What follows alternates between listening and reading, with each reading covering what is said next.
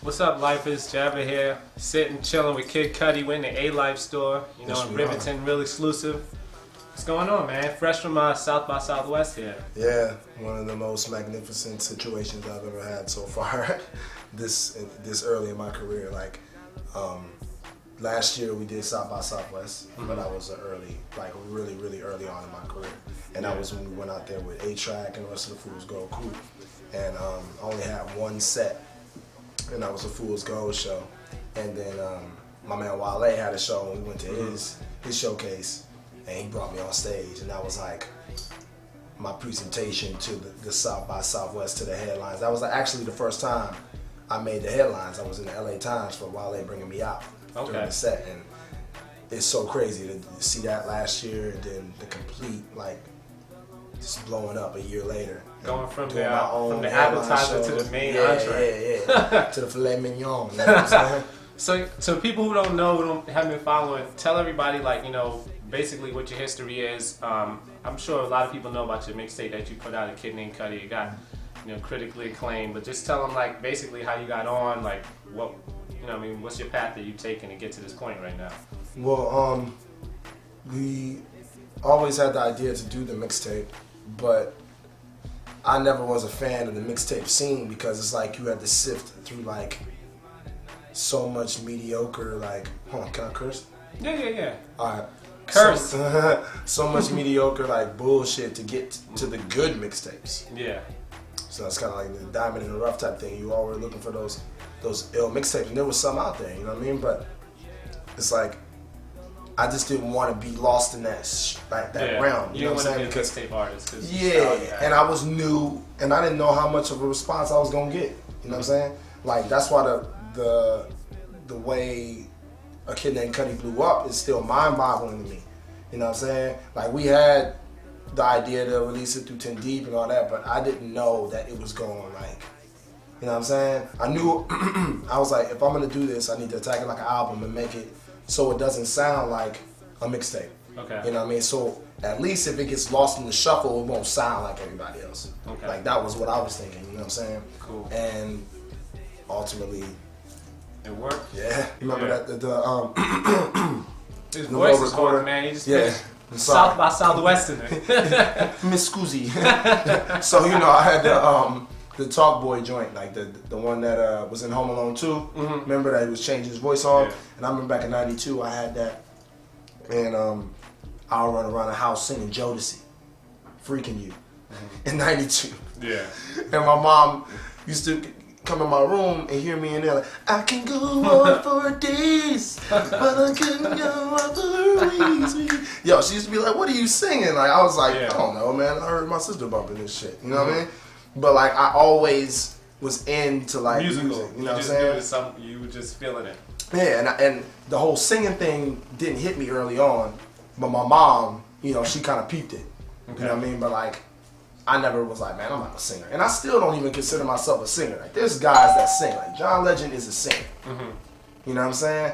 Cats like that, The Dream is a singer. I'm not a singer. You know what I mean? I kind of just do these sounds that are melodies, you know what I mean, that work with my voice, you know what I mean? Mm-hmm. If I do any singing or trying to hit notes, it's mostly in my hooks just to make them sound big. Occasionally I'll do verses in a somewhat singing type of traditional way, but I'm never really trying to be like,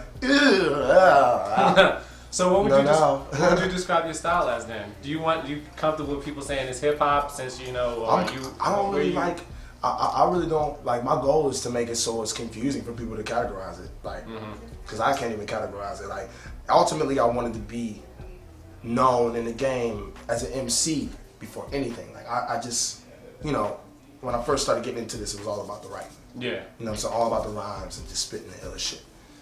And as I got older, the content became a little bit more in depth because I became wiser. Mm-hmm. Of course, at 15, when I wanted to pursue music, I wasn't rapping about, sky might fall type topics or day and night type topics. Mm-hmm. You know what I mean?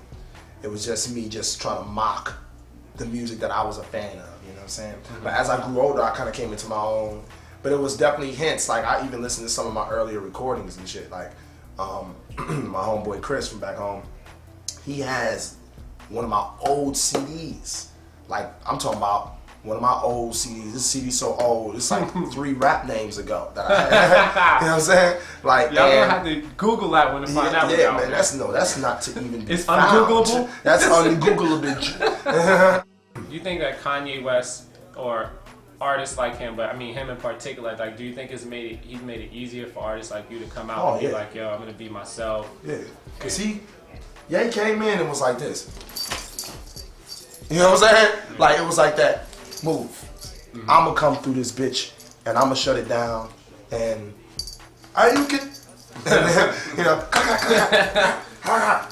what I'm saying? And it went from like, you know, Jay being here and Ye being right here to being like, we even. You know what I'm saying? And that, it takes a motherfucker like that. You know what I'm saying? To you know, open doors, open new paths. And Ye definitely made it so a nigga like me can spit the lifestyle raps that I spit and be accepted. Ye definitely made it like, so now I can go anywhere, niggas see me with my whole steez is different. You can look at me and tell I'm a different nigga. Yeah. You know what I'm saying? But like, I could go and say what up to Jada and it'd be like, what's up, my nigga? Or I can run into Bun B and it'd be like, what's up, my nigga? Or I can see Slim Thug and all these other cats and they support me and they don't judge me about my appearance. You know what I'm saying? Yeah. And that's dope because, like, you know, a lot of motherfuckers, check out the fresh. Check out the fresh. This was the sticker actually for the South by Southwest Good Music Showcase. Get his pendant, man. Yeah. That looked like something. Yeah. It's Jesus. Yeah. It's just Jesus.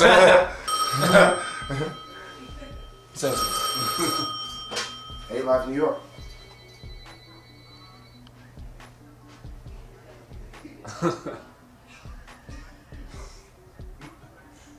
Word? Okay, what did you order online? Don't you worry, man. We'll fix it.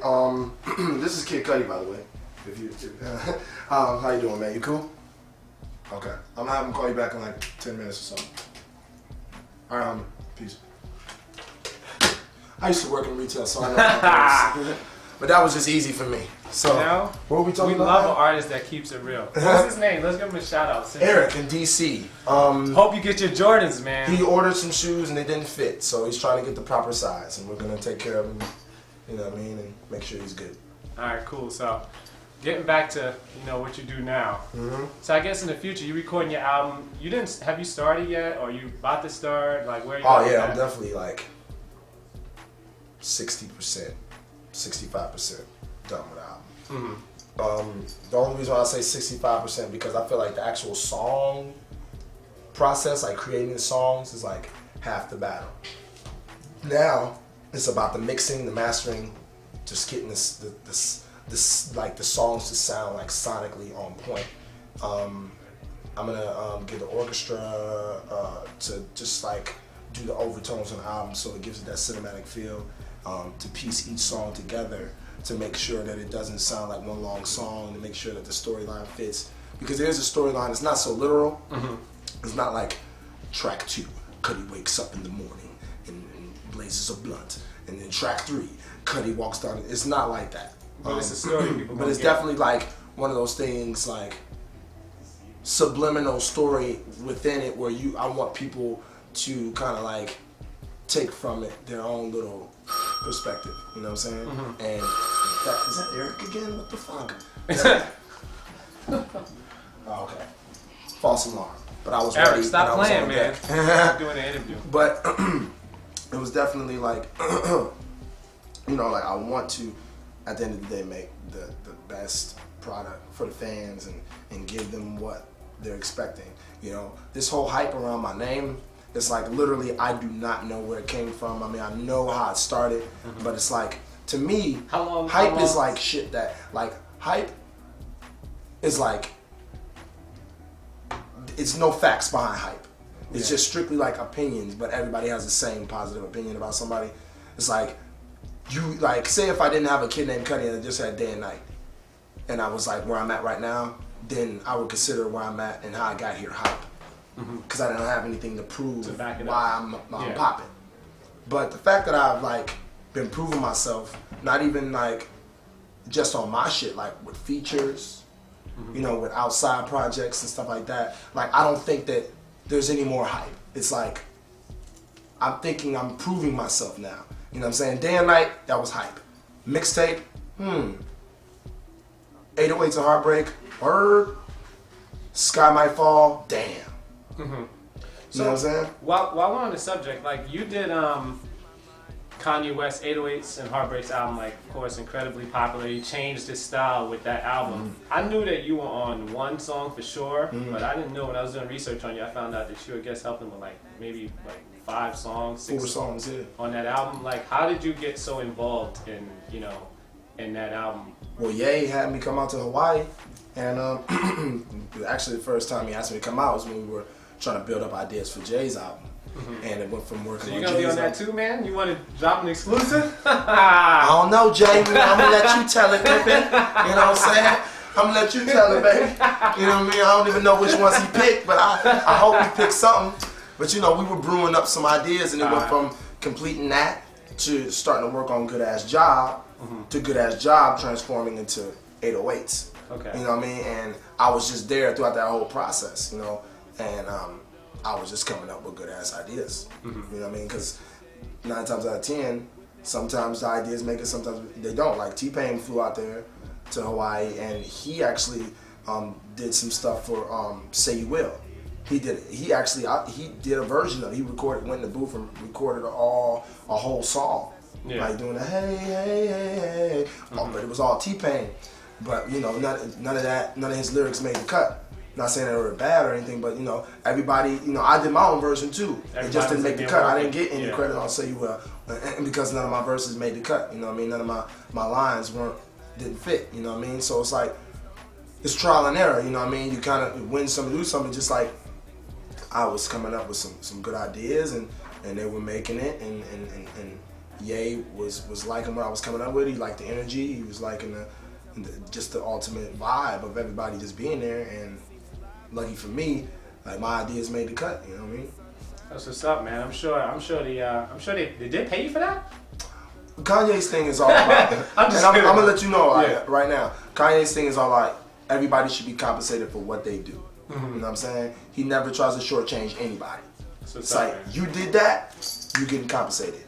You know what I'm saying? If you lend one word to not just one of his songs, he's gonna make sure that you get paid what you should be paid for that one word. Wow. You know what I'm saying? He's a Shout stand-up Kanye dude. West, That's why I'm man. saying, That's this good. That's a game, good look. there's some cats out there that won't do that. They be like, oh, it's all good, son. This is a better look for you. Like, yeah. He didn't have to give me that feature on 808s. He didn't have to give me that look. He gave me that look, though. You know what I'm saying? All the shit that he gave me was like, I'm compensated for. Like, he's looking out for me.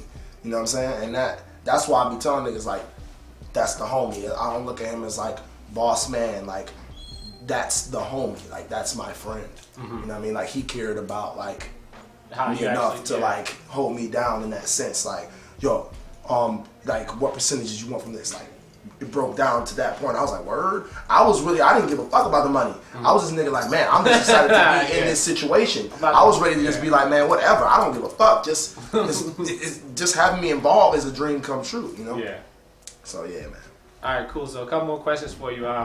You announced on your blog, I think it was on your blog that you put it up, that you may be retiring, and then I know you took it back at South by Southwest. Like, you want to just clear up your fans, like what, like, you know, obviously now it's came out that, you know, you're not retiring, you're still working on your album. Like, what, you know, what happened? Was it just some internet gossip or? No, it was really a situation. I was up late at night and I was going through some things, and I was just like, man, fuck this shit. And I took to my blog, but you know, like I tell people, I'm oblivious to a lot of things, and I didn't know how powerful my blog was. The next day, like that shit was just like littered with comments from fans that wouldn't. It was so ill because fans that were like, you know, you have silent fans and you have some fans that the silent fans hit you up. talking. The silent fans was like, hold the fuck up. What are you doing? Yeah. You know what I'm saying? Don't. Like, are you gonna really let these motherfuckers, like you say in your lyrics, I never gave a fuck about a hater. I mean, I did. Like, you say these things, like, basically practice what you preach. My fans are the realest motherfuckers ever. They'll tell me straight up. Like, it's ways you can tell a motherfucker something without being disrespectful, but being real at the same time. I'm given this gift, which is like, I feel like my superpower, you know what I'm saying, to create music and shit. And it became so overwhelming for me as Kid Cudi that, you know, literally, like I was saying, like I said in another interview, my personal life was really just like so much conflict, you know what I mean? Whether it be just trying to deal with everything, or, you know, relationship issues, or just like, used to all this new attention and focus on what girls, money, like, man, you like, hate that on girls calling you, chasing it's like, you in man, the I'm gonna keep it club? funky. Like, I didn't get chicks like that, and that's the age old story. We hear every artist say that, but for real, like, if I got chicks, it was off of my personality, like, and my sense of humor. You know what I mean? But I never got like those super like model type chicks, you know what I'm saying? And I was comfortable with that. You was like, you kind of know where your lane is, you know what your type is, you know where your league is. So then, like, 25 years of dealing with my league, and then all of a sudden I'm getting like major league and beyond, you know what I'm saying? Chicks like, yo, I've been liking you. Man, I'm like, man, come on, man. It's like, and chicks are so smart. You know what I'm saying? They're so smart. It's like, but they smart, and then some of them are just dumb. Some of the boppers are dumb because they'll expose themselves too early in a situation.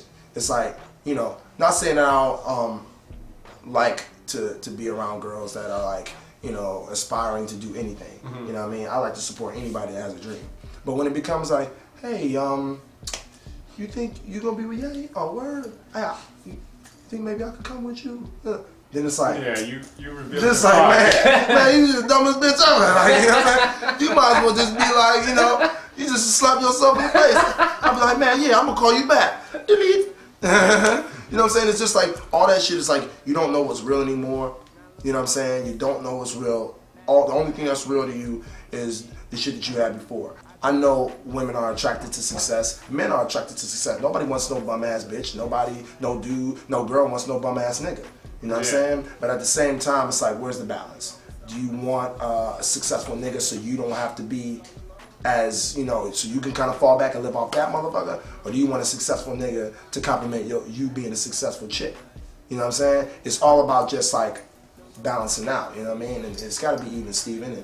And at this point, like, I'm just like kind of chilling and focusing on my music, because that whole relationship shit is like, man, I'll fuck around and make an 808s too. That's how serious like this game is, because it'll fuck you up, man. All right, so cool. So last question for Cudi. I guess just tell your fans basically like what you're gonna be working on, when they should expect everything. Like, what's the next 6 months to a year gonna look like for you and your fans? Man, we got the HBO series we're shooting in August, and it's in New York, so maybe you guys can come down on set. We'll get some footage of that. The album, the latest, I would say August. Okay. But I'm trying to definitely get it out earlier than that, because it's like, I'm just excited. The demand is high right now. Yeah, and August it seems so fucking far. But I really want it. Like, if I had my choice, I'll put that shit out next month. Yeah. Like, I'll be scrambling to finish. Well, not scrambling, but I don't want to rush it. That's why I'm taking my time, and I'm a perfectionist when it comes to shit like that, you know. But, you know, the album this summer, me and Chip the Ripper collab album, Almighty Glorious, next year, early next year. And I'm gonna be doing some features here and there, working with different artists, just trying to, you know, like, just lend my tone to different sounds. And I feel like working with other artists is important, you know, kind of just step in their world and just like, you know, it's kind of like acting. It's like doing different movies. Like, you know, if like my shit is like kind of like, I like to look at my music as like drama, you know what I'm saying? But then if I do a song with like Chip the Ripper and it's a silly content, then I'm like, all right, I'm gonna do this song with Chip, and this is my comedy. Okay. This is my comedy. You don't mind stepping out of different lanes and doing it different. I think that also about, you know, just another tip that, you know, up and coming artists should think about is versatility. That's the key word of versatility. There's 2 words you need to know: versatility and creativity. Those are important. You know what I'm saying? If you even want to be heard, even for a nanosecond, versatility and creativity are the key. Because like, I wouldn't be here if it wasn't for my versatility and creativity. Like, if I sounded like somebody else, and then it wouldn't be like a Kid Cudi. It would just be this nigga that sounds like this other nigga. And I probably would get a deal, but then again, I would just be this nigga with a deal that sounds like this other nigga that's popping. Yeah. You know what I'm saying? So it's like, definitely want to have versatility. You want to be able to do anything. You know what I'm saying? You want to definitely get your Bo Jackson on in this game. You know what I'm saying? I feel like I'm the Bo Jackson. Kid Cudi, man, you trying to get in the game. I'm definitely trying, and I'm not athletic in any way. Listen to him, man. I'm not athletic in any way. So I've learned to master the arts. Okay? You know what I mean? So I was always an artsy kid, you know, but I like to look at myself as the Bo Jackson. Like, I like to try different things. But at the same time, I want to excel in whatever I do. You know what I'm saying? Like, I want to, you know, make some dope shit, whether it's I do a record with this dude or do a record with that dude. It's just all about, no matter what, even if I do a song with this dude and his verse came off whack, at least motherfuckers know Kid Cudi coming correct. Yeah. You know what I'm saying? So. All right, so we're about to get out of here. Let Kid Cudi buy some exclusive kicks. Yeah, and I'm going to go call Eric back because I don't think anybody hit him. So I'm going to go hit him back. Thanks for the interview, man. Yeah, no problem, man. Thank you. That's what it is. Sure. Life Files. We out of here. Cause day and night, the loneliest owner seems to free his mind at night. He's all alone.